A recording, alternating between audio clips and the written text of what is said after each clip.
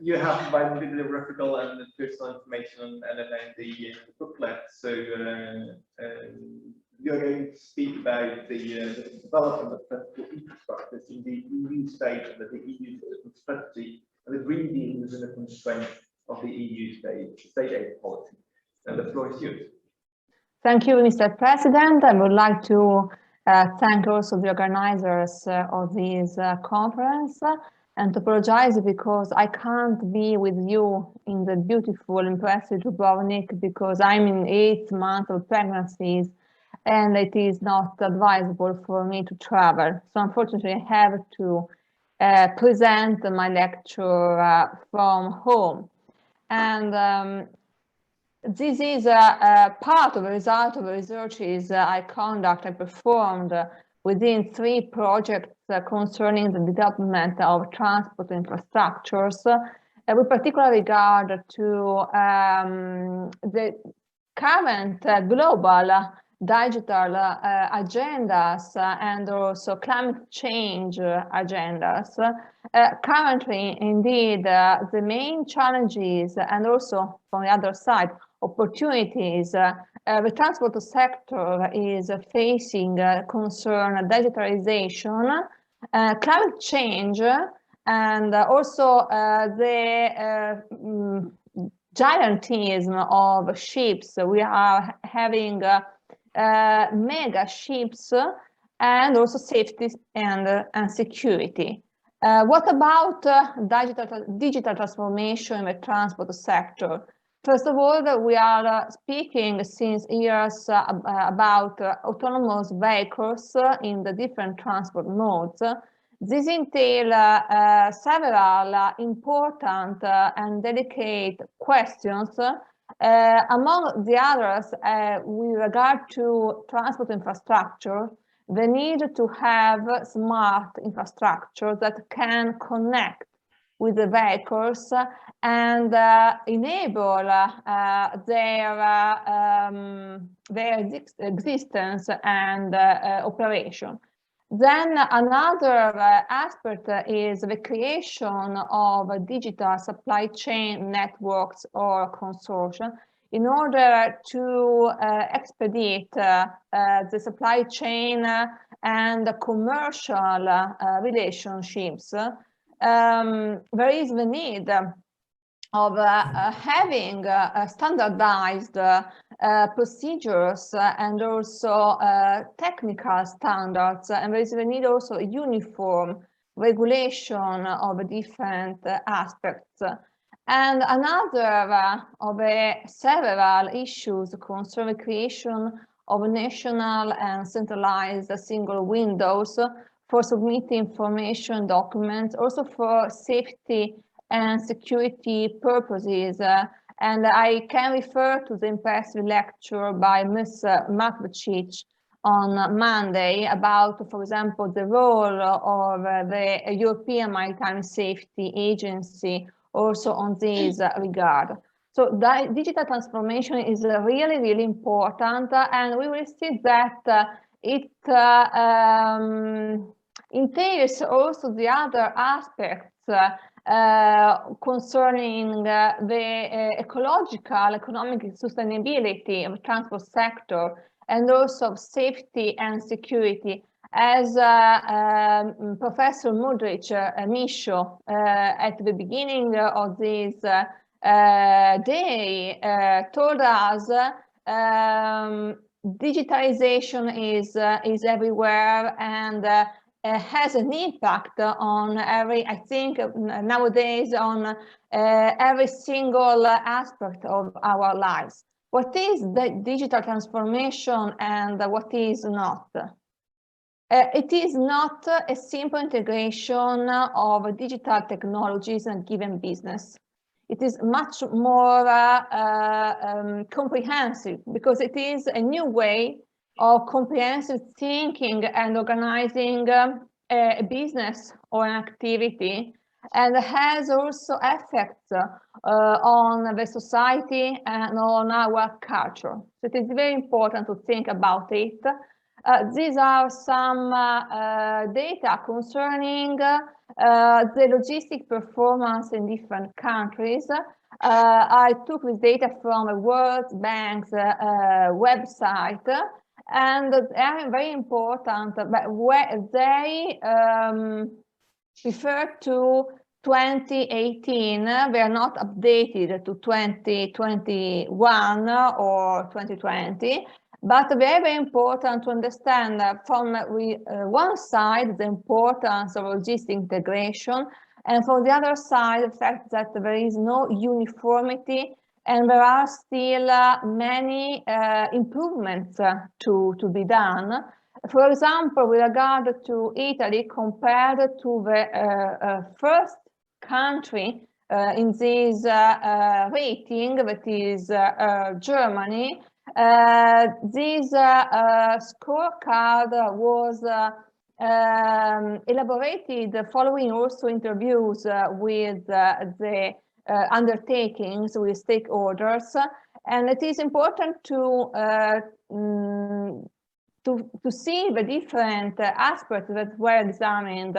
For example, quality of infrastructures and of services, but also efficiency of processes and the source of major delays that can be reduced using digitalization and converting the process where it is possible into digital process, where to share with one-stop shop service the information. What about climate change? The transport sector contributes for approximately 29% of greenhouse emission, and this is another aspect that we know it is very important for the, first of all, the 2030 UN goals, but also for the European Union.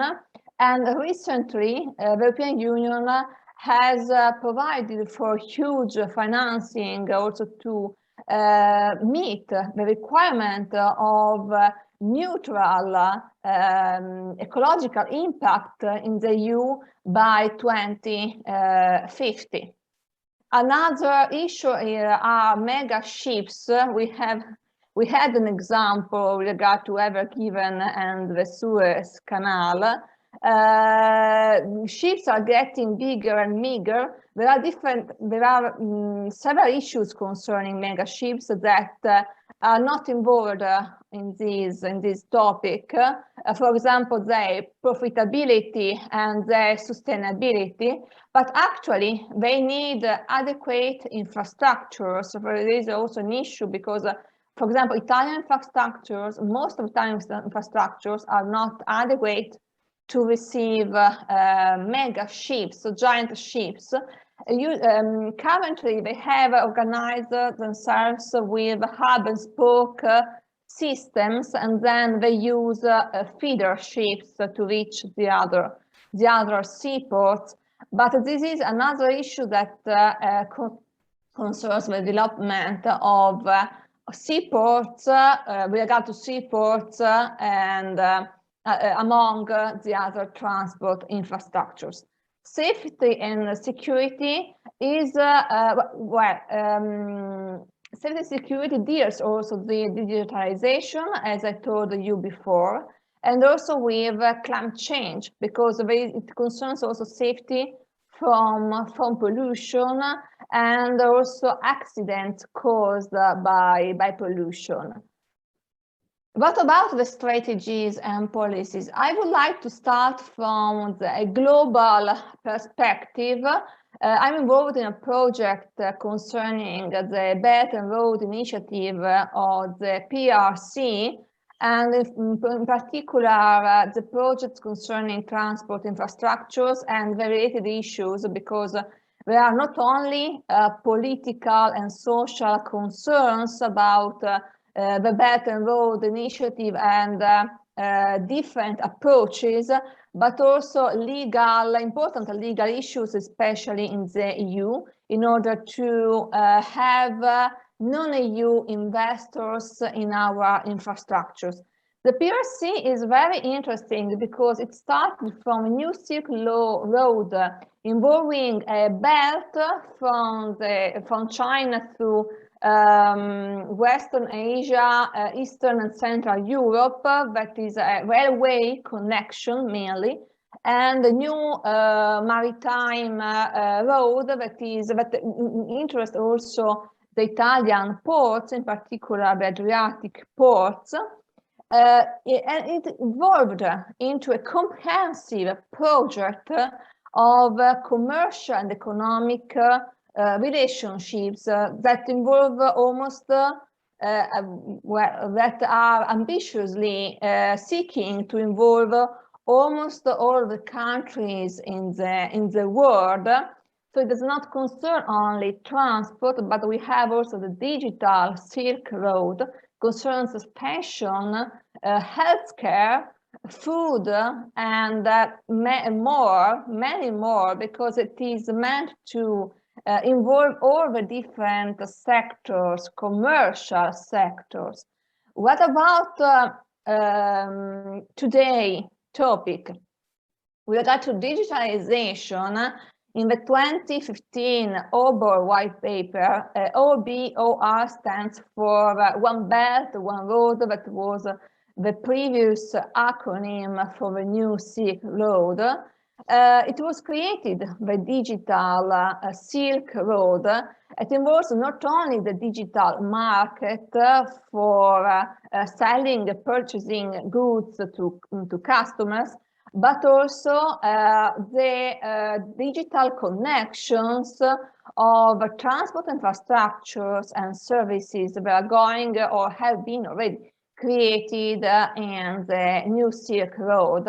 And then sustainability, because one of the major problems was the sustainability of these transport infrastructure projects. And in April 2019 was created also a new initiative concerning the sustainability from an ecological and also a cultural point of view of a Belt and Road, following also the 2030 UN goals. What about the European Union? We know that the European Union, since at least 2010, we have the digital agenda.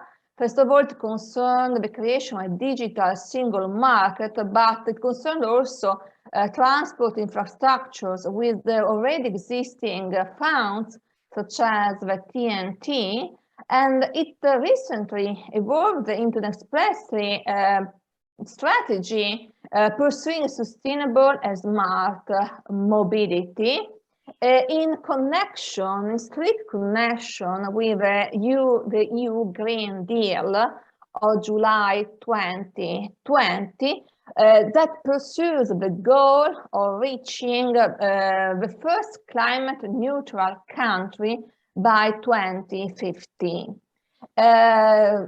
This EU Green Deal is really of great importance for our sector because there are many financing devoted to our sector. For example, the first call was concerned green ports and airports and was involved in the last course of Horizon 2020. And they were very important projects. I must point out that these projects are meant to reach these goals of digital transformation of our sector and sustainability of our sector within these policies, these strategies.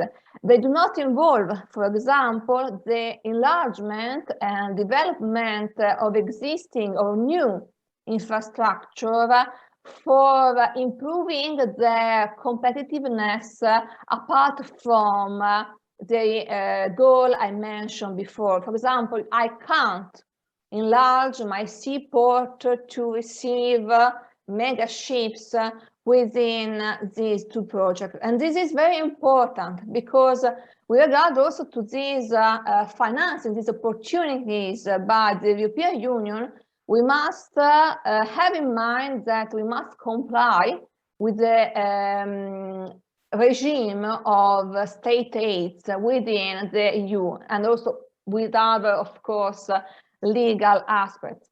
The new opportunity, as we know, is the Next Generation EU that concern new funding, for example, the Recovery and Resilience Facility. With this funding by loans and grants, we can pursue also investments and reforms in green and digital transitions, but involves also already existing financing opportunities such as InvestEU that can include investment in sustainable infrastructure and digitization. And our government, Italian government, took the opportunity, as the other EU governments, national governments, to develop a new plan, the national plan of recovery and resilience to take this opportunity. This plan was approved with a council decision on the 13th July of 2021. We have 6 missions, main missions in this plan, and the first 3 are important for our sector because they concern digitalization, innovation, competitiveness, culture and tourism, green revolution, ecological transition, infrastructure for sustainable mobility. They entail, in particular, with regard to our sector, investments in the railways in order to realize a modal shift from road transport to railway transport and to improve connectivity and territorial cohesion. We regard especially to certain regions of the south of Italy that are admitted, but were already admitted to the EU funds for this purpose. They are meant to improve also intermodality, and this concern also seaports in order to have intermodal and digital connection with the other transport modes and to enhance the competitiveness of the transport sector within the limits provided by the EU framework, of course, and also to improve safety and climate resilience of airport, port infrastructures, but also railway, road, and viaduct infrastructures. But all these projects, we have a recent call, for example, very recent. I have received this call for projects in our port infrastructure at the beginning of September, if I remember it correctly, and it concerns the improvement of ecological sustainability of seaports, the reduction of gas emissions or pollution.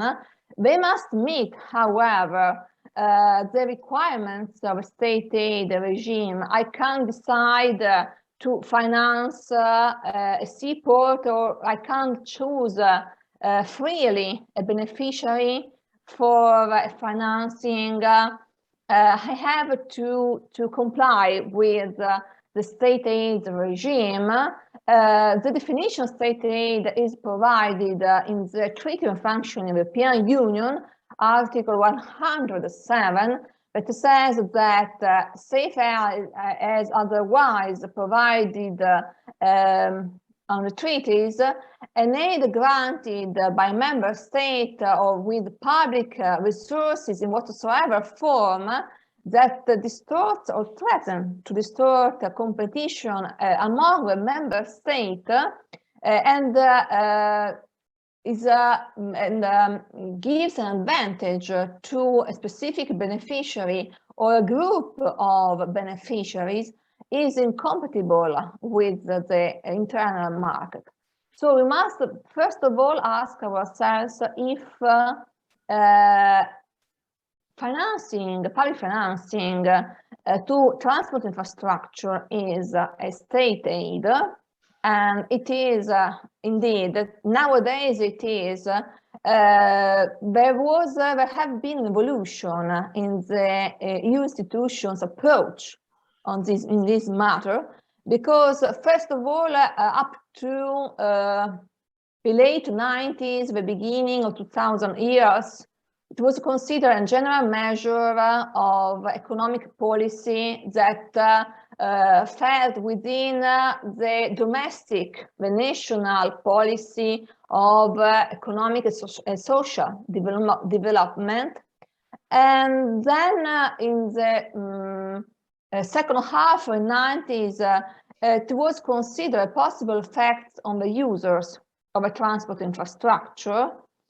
So, for example, the air company that is using an airport, if the financing to that airport could give the company an economic advantage that the competitors have not. Or, for example, with regard to roads in general are excluded also nowadays from the application of a state aid regime, but with exception, for example, to toll roads, because in this case, the road operator, the road owner, is performing economic activity and is receiving revenue from the price paid by the final users. And then the next evolution that started with airports, and then to ports, and then to railways, and for certain aspects to roads, highways, it was to consider also the existence of a state aid issue with regard to the direct market of that transport infrastructure. So not only the connected market of the users and also transport services they perform, they offer in the market, but also first of all in that market of transport infrastructure, because, and this is a very, was very different with regard to airport and seaport that have a particular also conformation. They are considered as undertakings apart from public missions.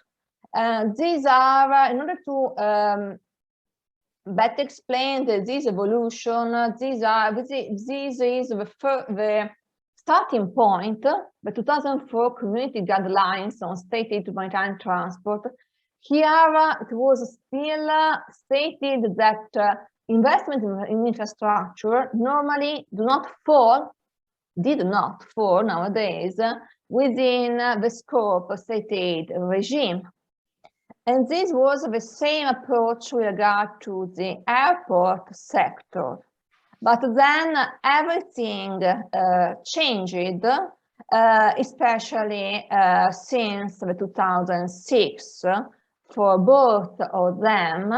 And in the famous case was the Leipzig-Halle airport decision in 2011 and 2012, where it was expressly stated that offering the access, the use of a transport infrastructure for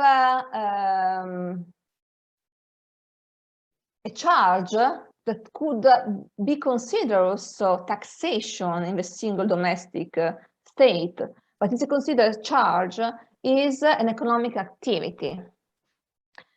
This statement, this principle was repeated with regard to the state aid modernization in 2012-2014. Nowadays, it is expressed by the analytical grids for transport infrastructure.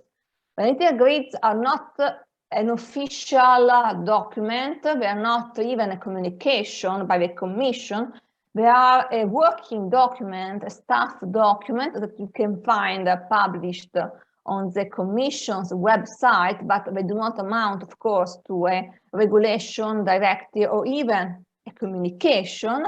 But very important to understand the Commission's and also the Court of Justice approach in this case, because they state that only services and infrastructures that fall within the public powers, the exercise of public functions such as police functions, security, safety functions, do not fall within the scope of state aid.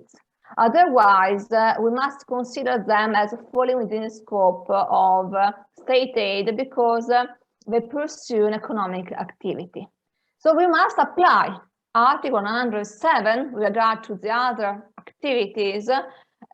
First of all, I have in the previous slides, I have summarized with a scheme the main requirements that have to be met contemporarily for having a state aid. With regard to the beneficiary, it is irrelevant that we have a private undertaking or a public undertaking or public body. What is important is its activity, the activity that is interested by the public financing. It is necessary, as I told you before, to distinguish between activities that have no economic nature, such as the exercise of police powers or for security, safety, public order reasons, and activities that have an economic nature that is quite widely interpreted, as I mentioned before. And we must distinguish different levels: the level of a constructor operator of infrastructure and the level of users. Other requirements: public resources. State aid concerns state or public resources. So resources coming from a public body, also public undertaking, also by an intermediary. So if I appoint a bank to distribute my public resources, they still are public resources. And these public resources include also the EU funds, the EU financing, such as in the TNT. For example, also the projects that were developed within the TNT and other EU fundings in the past have to be assessed according to the state aid regime.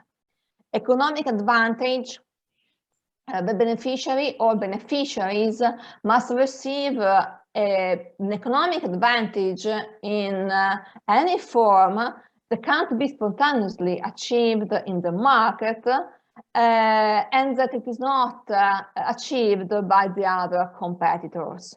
This is not the case of de minimis aids that are aids of very small amount and value.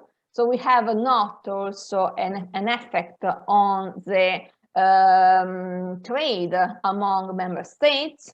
And this is not the case with regard to a principle of market investor, because a public authority can also act as an investor and make an investment. This investment must be assessed by the EU Commission with a judgment in advance, putting itself in the position of the public body when it decided to invest in that sector with that way, and to assess whether it could foresee a profit in the short, medium or long period from that investment. If the assessment is positive, we have no state aid because there is not unlawful economic advantage. And selectivity: as I told you before, we must have a specific beneficiary or groups of beneficiaries. Excuse me, Elena, you have some 3 or 4 minutes left. Yes, I'm finishing. Okay. Thank you very much. And another important aspect is that we have also exceptions to the prohibition of state aids listed in the second and third paragraph of Article 107. What is important for us in particular is the third paragraph that refers to aid to promote the execution of important project of common European interest.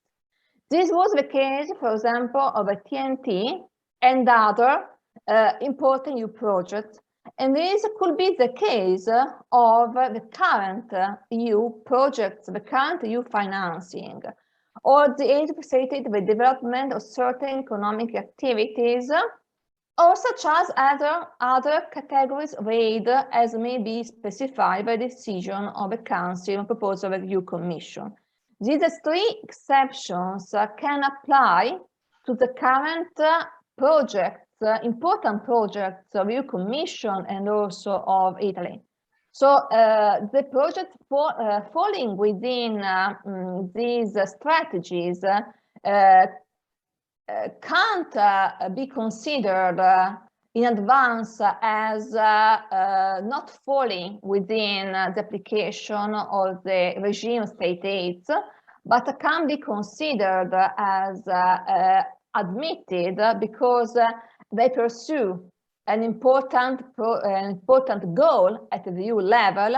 In fact, we have also EU resources that contribute to the achievement of the aim that are pursued.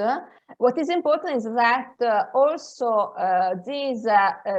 the specific single project that falls within the general regime must be compliant with the state aid requirements. For example, with regard to the selection of beneficiary of the resources, I have to select it in compliance with the EU rules, and not I have not completely free on this aspect.